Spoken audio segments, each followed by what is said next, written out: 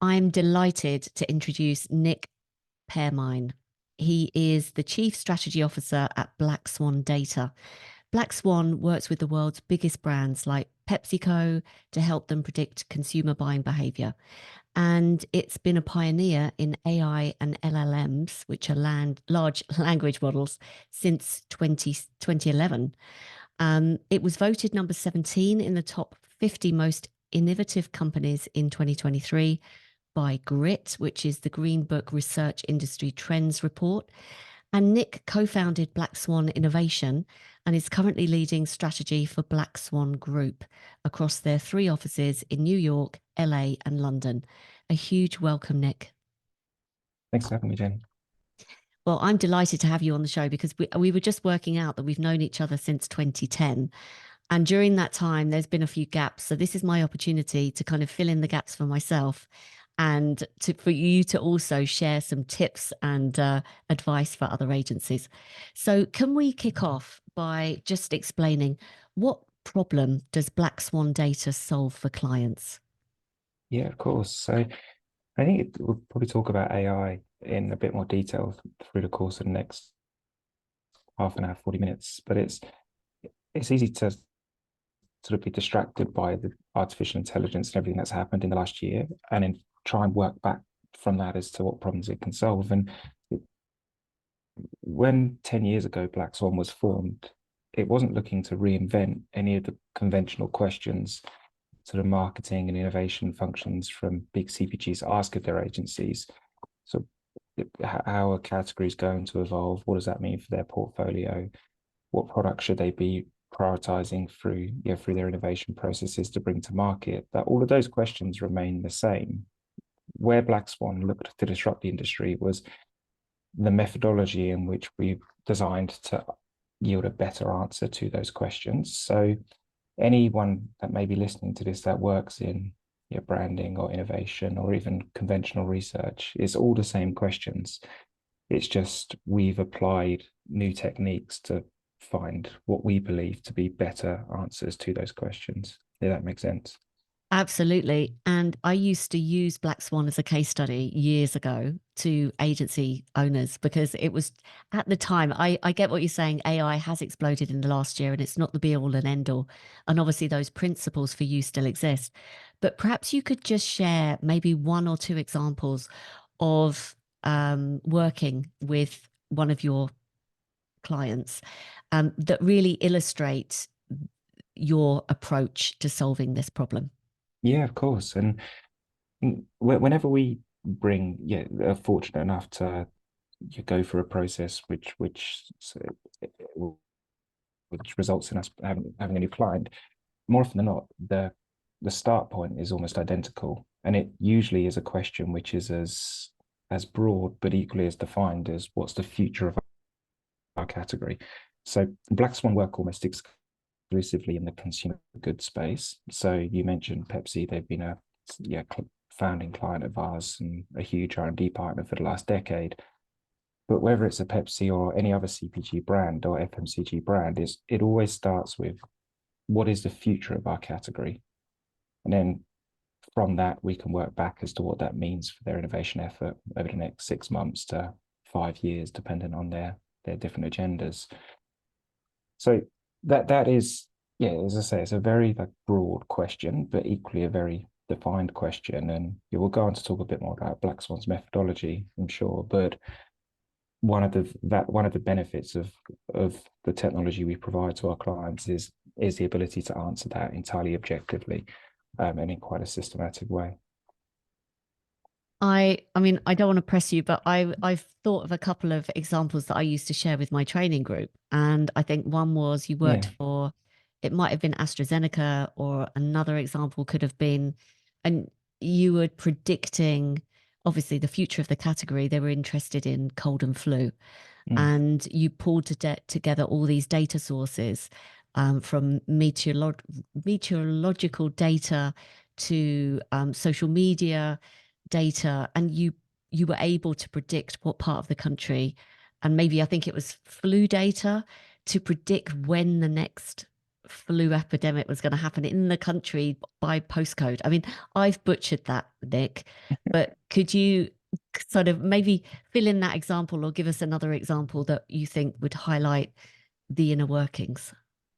Yeah, so that example was like very much like legacy Black Swan. Yeah, the Black Swan as a group, when it was founded around the principles of being able to collect data from relatively disparate sources and apply artificial intelligence to understand or structure, understand, and then use that data to predict behavior. So in the earlier days, yeah, before I even met Stephen Hugo, the founders of the group, they were doing a lot of work of that nature. So whether it was in the cold and flu context or working with retailers to predict certain events throughout the course of the year, which will help with supply chain. And it wasn't until a couple of years into Black Swan's journey when myself, a chap called Richard, and Stephen Hugo founded the sort of the consumer part of the business, which was Black Swan Innovation.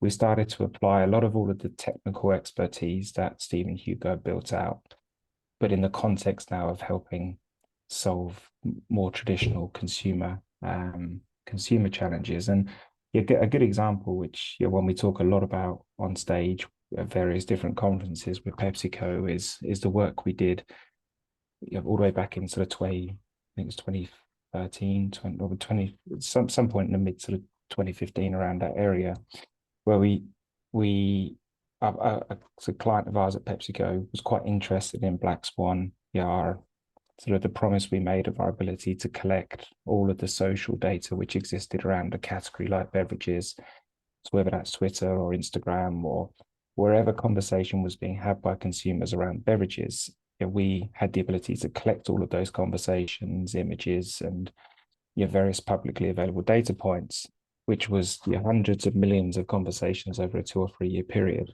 And then we were able to then look at what people were talking about and then use that conversation as a proxy to predict how it will affect purchase behavior in the future.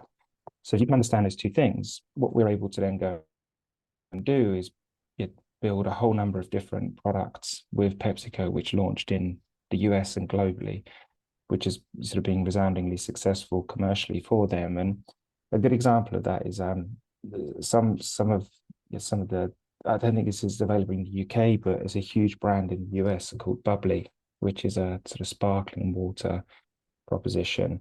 It's we very much worked on helping build the case for why PepsiCo needed to move into that sparkling water space, and then help design the Bubbly brand, which launched in, I think it was 2018 at the Oscars. And it had huge success in sort of the first year or two of its launch. And then over the last sort of 3 years, we've been just sort of incrementally building that brand, whether it's through new flavor extensions or new formats to exist within their soda stream part of their business, or more recently sort of launching that sparkling water proposition into the energy space with a brand called Bubbly Bounce. And that's a good example of when we've had great success of sort of momentarily asking PepsiCo to almost suspend anything they believe they know or currently do know about a category that is beverages, which of course they know inside out, and then trust the data and the algorithms and the consultancy around that to help guide into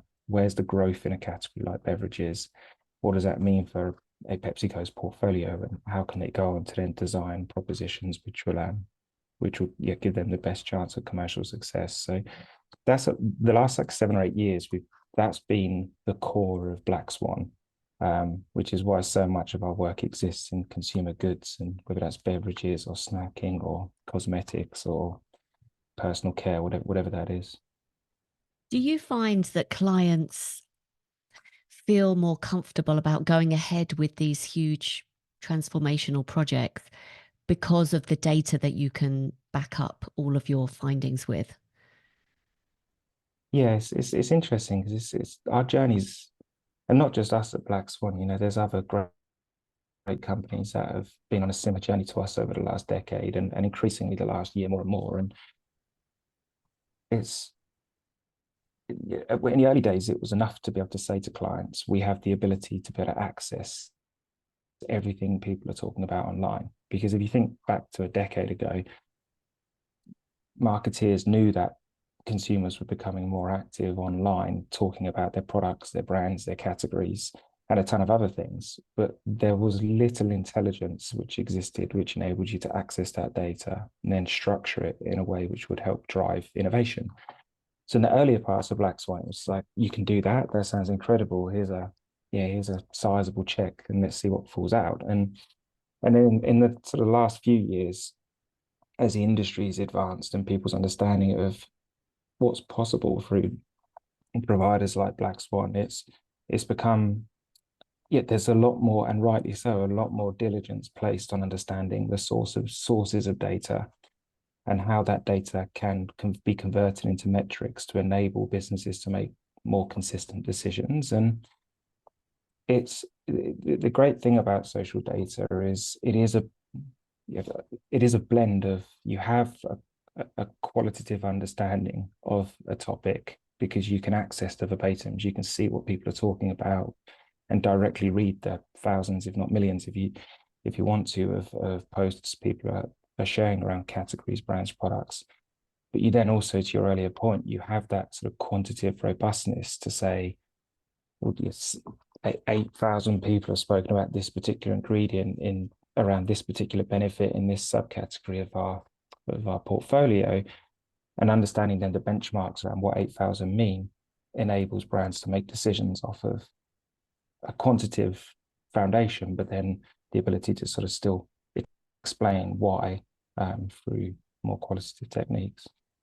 So this is a layman's question, but in order to scrape this data together and then interpret the data, do you use your own proprietary technology to do that? Or is this all sort of publicly available stuff, but you've got to somehow, you know, bring it all together in some other way? I mean, can you, not to go into much detail because it's probably going to be lost on me, but just in a nutshell, how does that technology actually work?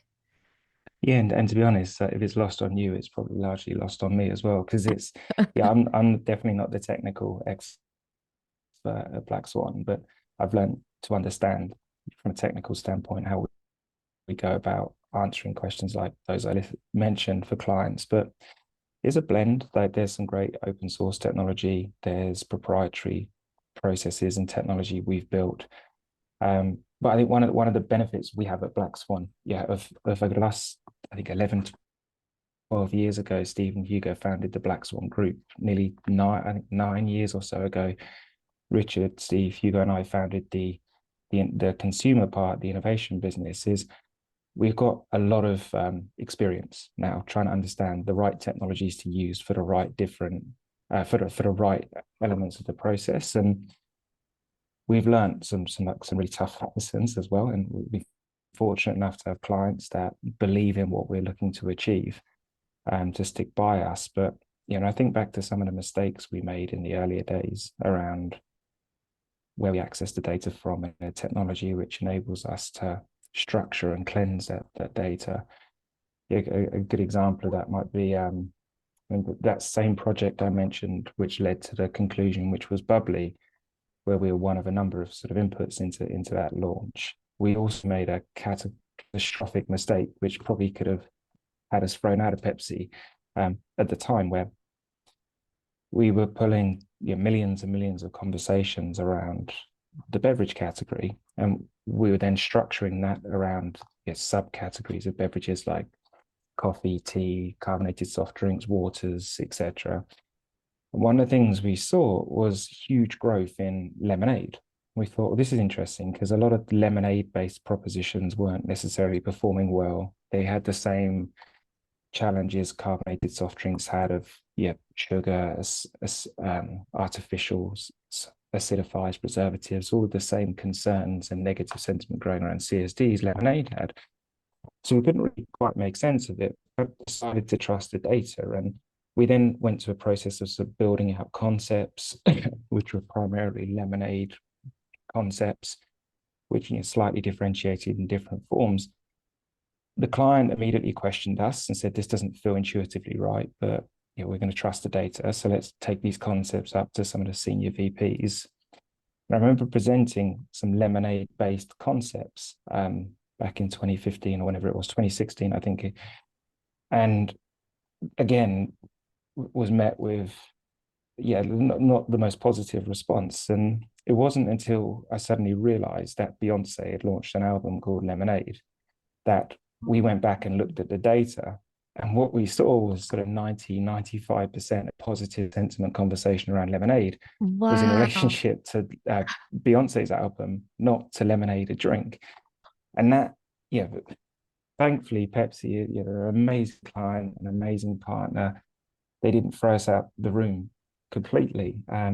We took it as a lesson. And what we learned there was if you're going to collect social data, you have to have the relevancy, contextual, or disambiguation filters to say that if I'm going to look at Lemonade, as interesting as that is, that Beyonce's launched an album, that means nothing for me from a product innovation standpoint if I'm going to go and so that, you know, that's some of the huge lessons we've learned, which led to us to then either build some proprietary technology or processes or license, not make those mistakes again.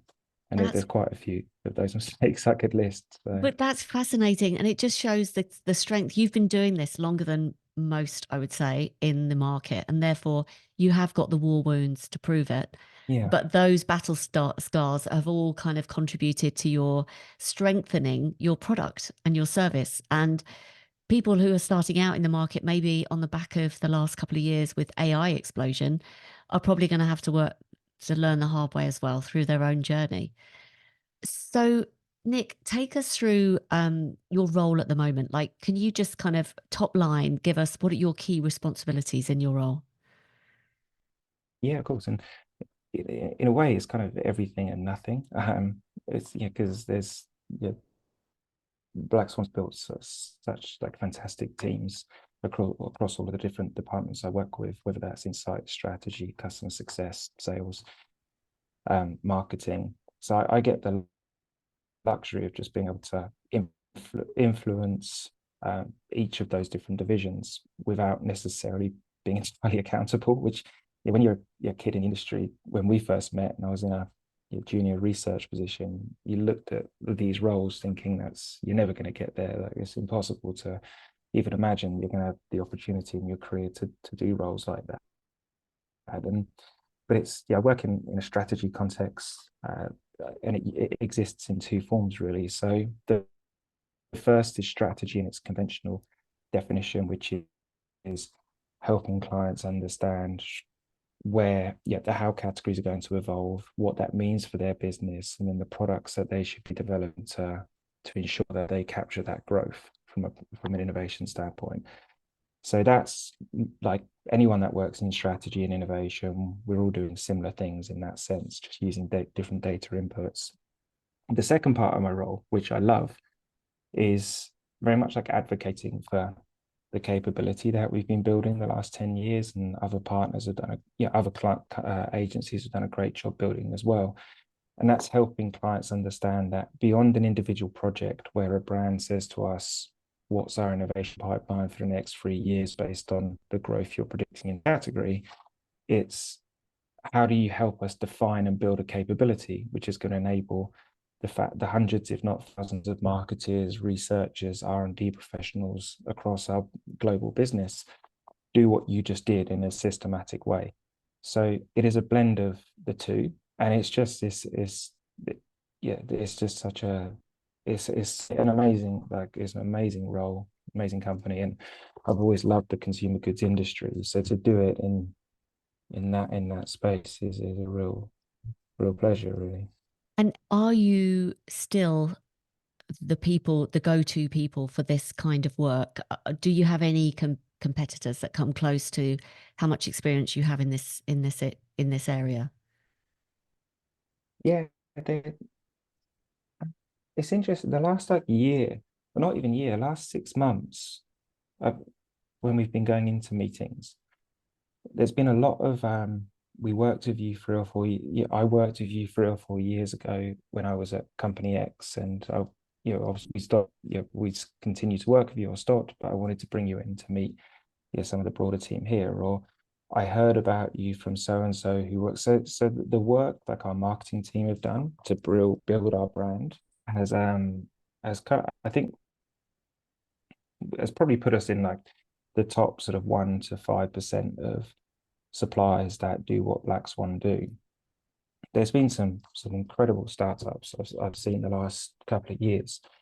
Companies like iGenie, Simporter, and a whole array of different other ones that I've come across at conferences who they do a similar thing to Black Swan. They may not necessarily have the legacy we do in this space, but it has become a lot more saturated since ChatGPT like announced AI to the world.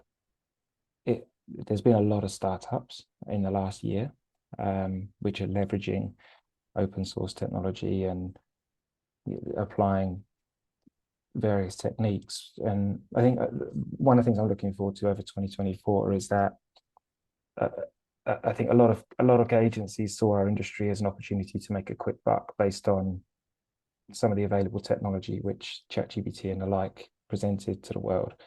I think 2024 will see a huge cleansing of the industry, and those like Black Swan that are in this for the right reason will continue to grow a business and a presence. Whereas I think you'll start to see a lot of the tail fall away. Going back a step to what you said about that you have these clients reaching out to you now who've worked with you in the past and they want to invite you in again. Do you think that's more about how different you are and what you do is so innovative? Or do you think it's the service element and the loving to work with you, or a combination of the two, or something else? It's a blend of things. They worked with us and it went really, really well, and they've moved on to a new business now. They see the Black Swan as one of a number of ways they can make an immediate impact in that business by bringing a new trusted methodology and partner in to do to look at the world a bit differently. I think there's some other factors as well which come into play. So some examples are we've had some great partners where we've done some great work, but then the contracts haven't renewed because there's been a belief internally that a system like Black Swans could be built in-house, and equally if one was to build that in-house, you'd have access to other data sources which you'd be able to bring into the mix. Black Swan don't necessarily do. So I completely understand why clients do that, and they didn't realize how hard it is to do, and how expensive it is, and come back a year or two later and say we've learned a lot of great lessons, but one of the biggest lessons we've learned is we're not a tech and AI business, we're a consumer goods business, and we should license this.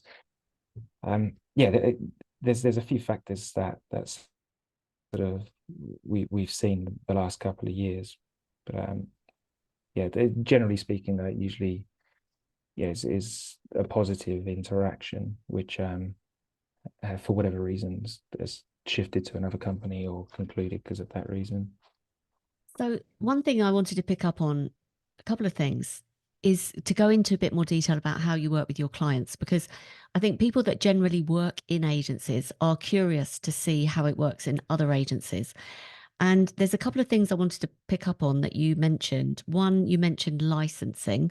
So I was kind of interested in your business model and whether you operate as a typical agency business or something else, because you also referred to customer success rather than account management or client service. So could you kind of paint a picture of like the sort of how you work with clients? Yeah, and in 15 years I've been in the industry and seen so many different models. There's no right answer to this question. It's there's the right answer for a moment in time, and then one will convince himself of alternatives, I'm sure. But it's we primarily are a tech business that exists within the research and innovation industry. So what that means is there's certain metrics which our investors hold us to. One of those being building our recurring revenue with clients. So how that manifests is in sort of annual licenses clients sign, which gives them access to data sets which are structured around categories and markets. So if you are a client, you perhaps may license like the US snacking and the US beverage and the English snacking. data sets. So there's the license to the underlying data sets and technology, which enable clients to then access those millions of social conversations.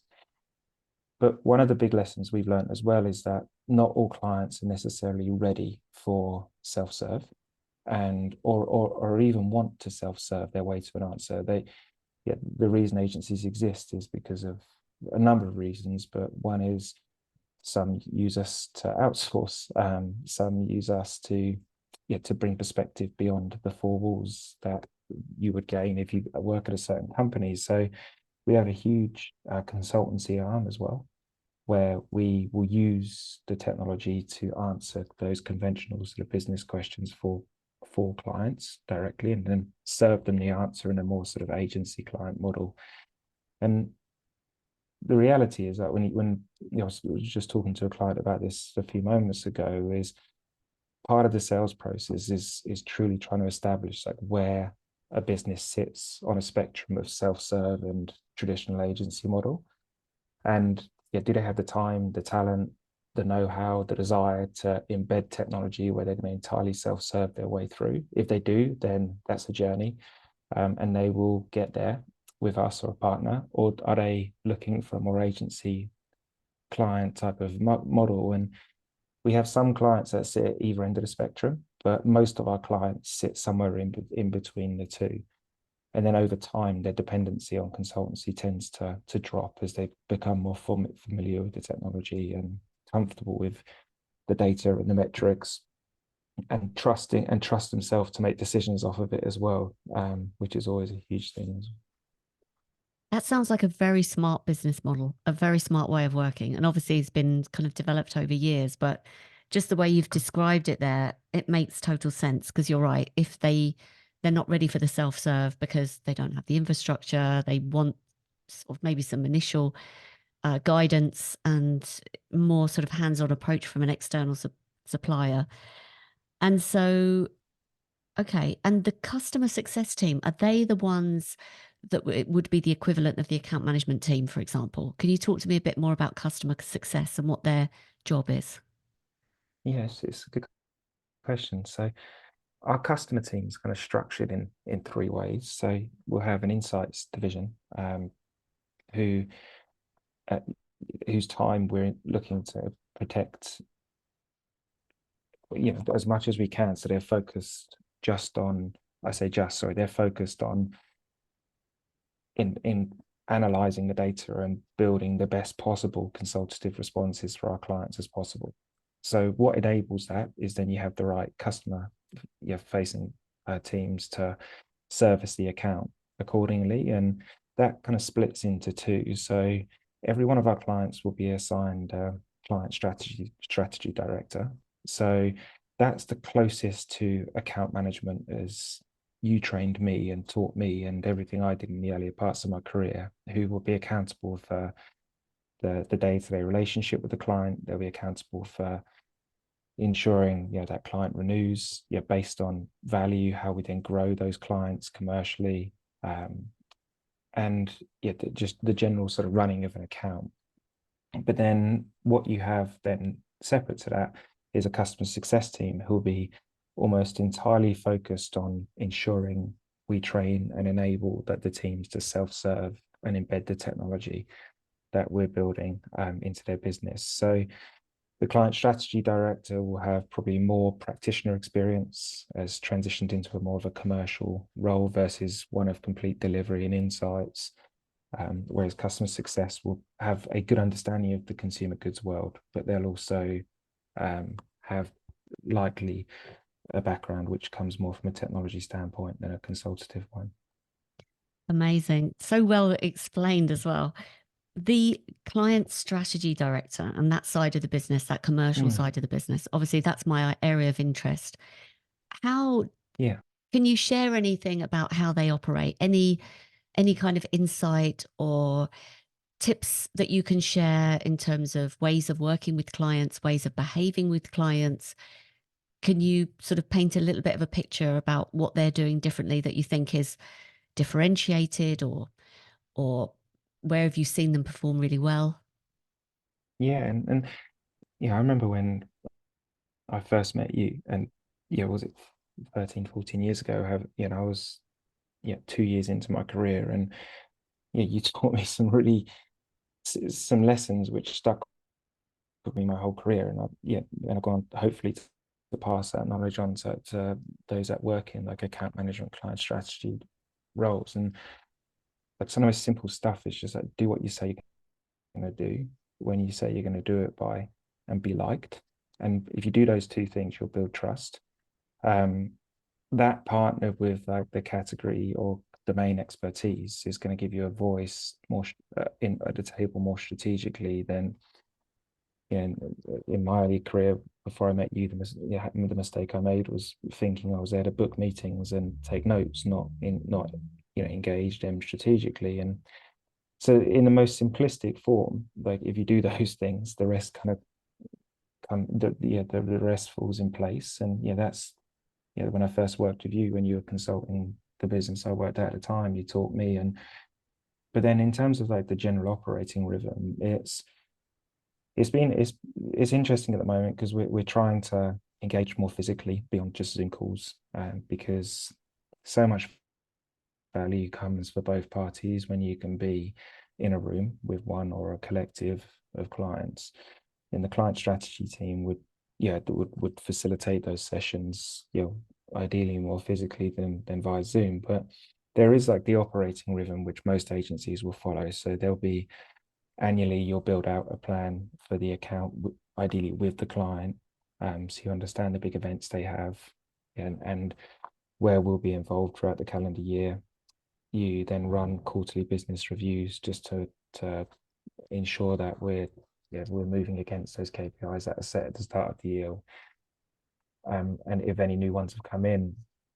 And and they're the sort of significant sort of events which happen through the year. And then there's the weekly connects which are critical because you stay connected to the client, and just generally just staying as close to their business as you possibly can, but being when you're welcome to, not just sort of forcing yourself into forums where there's no obvious reason for you to be there. But any agency would teach you an operating cadence and give you templates for those quarterly business reviews and those annual business plans. The best advice I've ever had was what you gave me, which was, as I said, just do what you say you're going to do when you say you're going to do it, be liked. And as a result, you'll be trusted and the rest will take care of itself. It should be a case of delivering good work and filling out templates, really. Yeah, not to be reactive, to be proactive. And the points that you've explained about the upstream touch points, I call them, where you are sitting with them planning their yearly, cadence of work, and you are keeping upstream by having quarterly strategy sessions, quarterly business reviews, whatever you choose to use. Because I've seen a lot of people lose business through just having weekly touch points only, which are very tactical, and they don't give you the it's not the right forum to be having more strategic conversations. So that's a really good tip to take away from anybody for anybody listening. Just in terms of, just out of interest, final kind of question on this, but what do you use internally as your tech stack to, project management systems? Do you use Slack? How do you keep in touch and make it all run?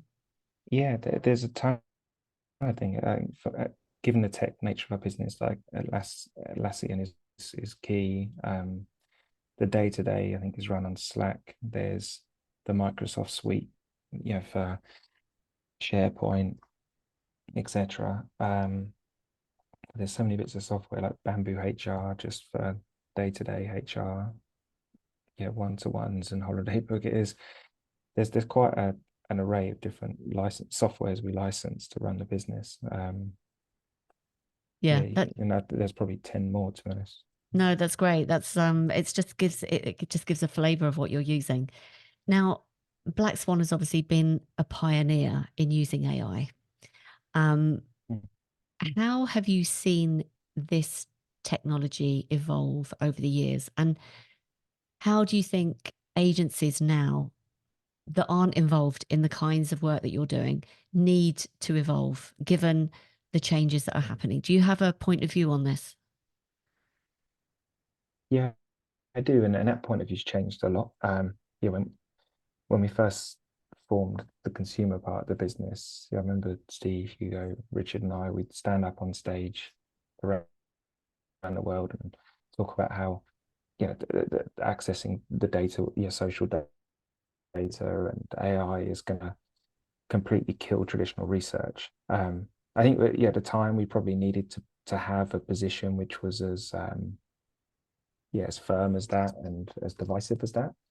And in all honesty, we believed it as well because we all come from a traditional research background and saw the challenges that we thought we could entirely overcome with this methodology. And but that we've rightly so, as we've been humbled and been educated over the last 10 years, that position is watered down a bit, where a lot of it today is understanding, like, for Black Swan, like where our solution fits within an ecosystem of suppliers which deliver, deliver whether it's similar outputs or approach, a different or approach the same questions we do differently. And it's it's so easy to, like, I think even myself, like having spent a decade working in this industry in the context of an AI business, I still lose sleep at night thinking, where's the industry going? And will I have a job in 5 years' time? But genuinely still lose sleep over that.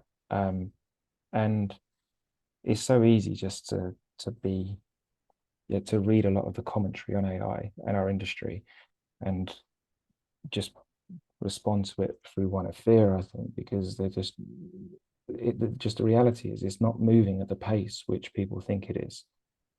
Like we still lose a lot of pitches, not because people don't love Black Swan and what we're trying to do, but because they're not yet willing or ready to step away from a traditional UNA study or turf analysis or focus groups, whatever that is. And there's this belief, I think, across agencies that it's moving at the rate in which we're consuming content around AI. And it's just not. Like, these businesses, the PepsiCos, the Procter and Gambles, etc., of this world, these are huge companies, and change of this magnitude needs to be, you need to really be able to justify why you're going to change an approach or a technique when they're performing the way they are. And the only advice I'd have to myself, I need to listen to, but also to anyone in the industry, is that, of course, you have to evolve. We're independent of AI, but it's just be deliberate in how you're evolving and don't feel the need just to attach yourself to something because you think that's how the industry is moving, and it's just not moving at the pace people say or think it is. So you've got more time than you think to educate yourself and work out very deliberately how you're going to advance your career. I think a lot of people listening to that, given your expertise and your experience, are going to be actually quite heartened to hear that, because I think there is this panic because obviously we're in the digital marketing space and we're consuming the content like everybody else is about how quickly AI is going to replace us. And there is a bit of a panic. I don't think you're alone in that, Yeah. because we're all watching and thinking, but you're right. Ultimately, it needs to be adopted by the giants, the corporations, and they move slower. So Mhm. it is going to take a little bit of time. Also, we've got the legal aspects, haven't we, that everyone's trying to wrap their heads around. It's not really sure exactly where that's going to all land. But one of the threats that I've seen for agencies is the fact that procurement are getting up to speed in AI. And I think the billing by the hour model is going to erode quite quickly. So rather than billing by inputs, i.e., hours, we're going to be more billing by outputs and outcomes. Have you got any view on that? Because obviously you're a little bit more ahead of the game because you've got licensing fees. Yeah. But just thinking about the agency, the typical traditional agency model, do you agree, or do you have any other kind of thoughts on that? I do agree. And I think I've always thought it's like archaic to attach time to value, because when you work in a creative context like we do, and people that follow you, is you can have an idea within 2 minutes, or you can have or you can spend 2 weeks or 2 months trying to reach it.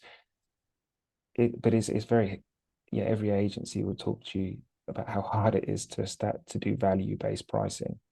And yeah, I'd love to be a part of a conversation with, all the people you're talking to about what that looks like for them. And because it is very difficult, and we're not getting as many requests anymore from procurement divisions to give a breakdown of our hourly rates.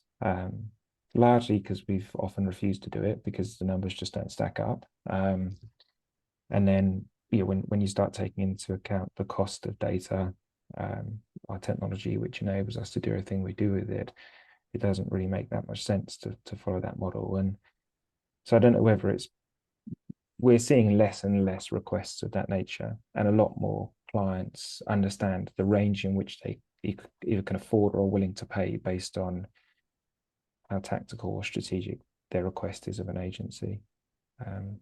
And how they have those benchmarks, I'm sure, is probably just an accumulation of thousands of proposals they've received over the last 10 years around different business questions. Great answer. And I feel a little bit duty bound to plug Win Without Pitching, which is Blair N's program.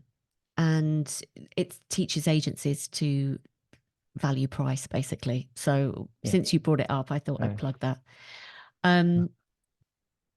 In order to be successful, we talked earlier on about being more strategic as a client strategy director, or someone that's in that client facing team. What do you think, any thoughts on the skill set that they need to have in the future versus now? What do they need to be doing more of, and what do they need to be doing less of? Yeah. I was just thinking back to like the lessons you taught me all those years ago, and they still stand true. And yeah, there's the obvious, which is like you have to be technically like adept, like you need to understand the technologies available, and you need to be able to be consultative to the client, around which of those they they should be considering. As I mentioned, like part of my job is talking about Black Swan as a capability versus Black Swan as an answer to a question, and so much of that is just engaging in debates with senior clients around AI and etc. And that will become a prerequisite for any account person in the next 5 to 10 years. And that's just a case of reading the right industry press and being interested enough in what you do to educate yourself beyond the day-to-day.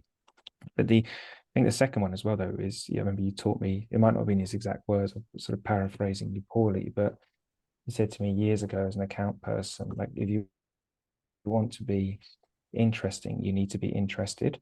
And that always stuck with me when we spoke about that.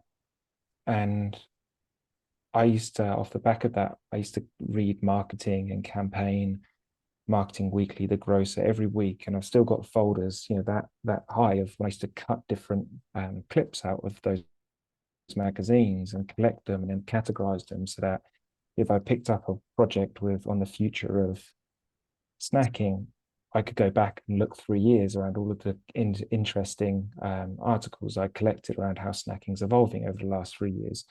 You don't need to do that anymore, but there's so many great communities and creators now who will be talking about elements which are critical to your day-to-day, which you have to be consuming, and you can work out which ones you like and don't. But when I think even in the innovation context, there's amazing communities like Snapshot, like CPGD, indie brands. Like, these are all communities where they're aggregating all of the thousands of individual startups and ideas which exist out there and categorizing them based on where they sit. And for me, working in innovation, like, my duty to my client is to know everything that's happening out there.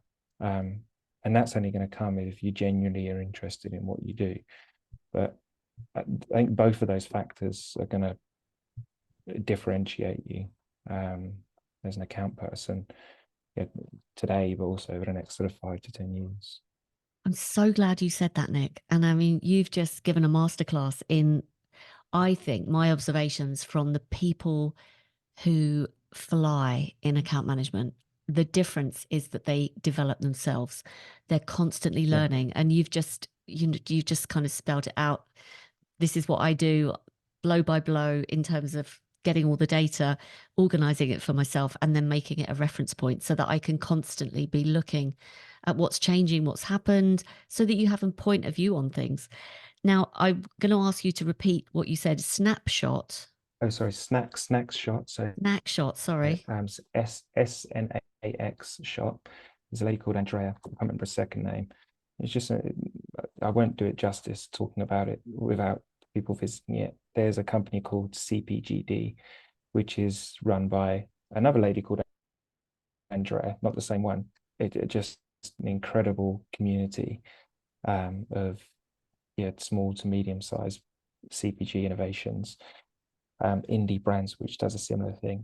It's just there's just so much out there, and you can just get lost in a trail of amazing communities if one's willing to invest and their time in seeing what's out there. And yeah, and that's not even talking about all of the different podcasts and etc. which are out there. But no one's there's not an absence of data that is freely available now for people to consume. It's if they invest the right amount of time, they'll find the right suite of creators or communities they want to engage with, and then it's a case of do I love my job, my industry, and what I do enough to want to genuinely invest in these versus just feeling I should consume them for the sake of it. Yeah, you've got to have a real drive and passion, haven't you? And an interest, a genuine interest. And just one tool that I came across, even if you start with YouTube alone and you decided to invest some time in reading, watching a few videos about your, the where you're at the moment and what skill you need to acquire, or what in part of the industry you need to learn. There's a great AI app. There's probably a million that over a million, but there's one called Glean. I think it's Glean, and it Okay. synthesizes all of the YouTube stuff. So you've got like a dashboard. So if you watch a video, it will give you the summary, and then you can save it in your dashboard. So I find that quite useful. But Nick, I've not heard thank of you. that. Yeah, Yeah. thank you. There's probably a million more. You probably know a lot Yeah. more about it than I do. But Nick, this has been absolutely brilliant. And I thank you for sharing so many tips and like some granular details. Um, just final question. If you had any piece of advice for maybe someone who is career driven, who wants to make that journey like you've done, which is incredible, to go from a research executive when we met to head of strategy globally for a huge corporation working with FMCG brands, what pieces of advice would you give to someone that's maybe earlier in their journey? Good question. I think the biggest one is one of the ones you taught me, which was if you want to be interesting, you have to be interested, and you have to engage in communities and outside of the nine to five, which doesn't really exist in an agency anyway, but find the time to go and consume and discover that content which is going to differentiate you. But it's a tough one, actually. I think that the biggest, whether this happened organically or it was taught to me, is I've had an amazing career to date.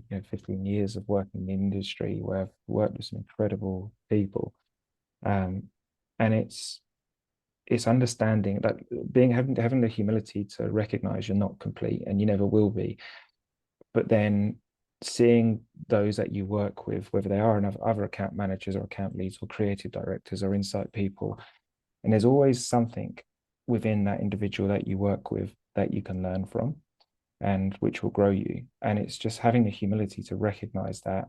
And that's not saying like mercifully just drain people of what makes them, but that I that's been hugely helpful for me, just naturally sort of learning from those around me deliberately, but also don't benchmark yourself against your colleague that's at the same level today. Like hold your standard to the person, your mentors, to the people that inspire you the most in the industry, And that's your standard. Your standard isn't to be 1% better than the person that sits next to you, because that's going to give you a pay rise or will get you that promotion over them. Your standard has to be the people that are maybe 5 months, 5 years, 10 years, 30 years your senior. And that is the standard you have to set yourself, which will set you up for some huge falls on the journey to trying to get there. But is that's probably the thing I look back on, albeit only a third of the way through my career. I've always held myself to the standard of the partners of agencies, to the C-suite of consumer goods brands. And I know I'm a million miles off of those, but if you can get a bit, you're going to get closer to that by benchmarking yourself against them versus your counterparts, really. Love that. What a great note to finish on. Great advice. Thank you so much, Nik. If anyone would like to talk to you, who would you like to hear from, and what's the best way of reaching you? Yeah, it's like LinkedIn. Like my email address, Black Swan email address. But anyone that works in innovation or the consumer goods industry, whether that's research or whatever form you exist in, and that is wants to understand a bit more about some of what I've said, is for me, the desire to grow in this industry is driven more by an anxiety of being left behind. Some people might have more positive energy and be desired by the appetite to grow versus an anxiety which drives that. Either way, like I've got a lot of experience in consumer goods and AI and working with big CPG brands. Happy to sort of talk to anyone about where they are in their career and where they want to go, really. Oh, that's so kind. Thank you so much, Nik. And thank you for joining me. And thanks for sharing so many tips and insights. It's been brilliant to catch up with you. Amazing. Thank you, Jane.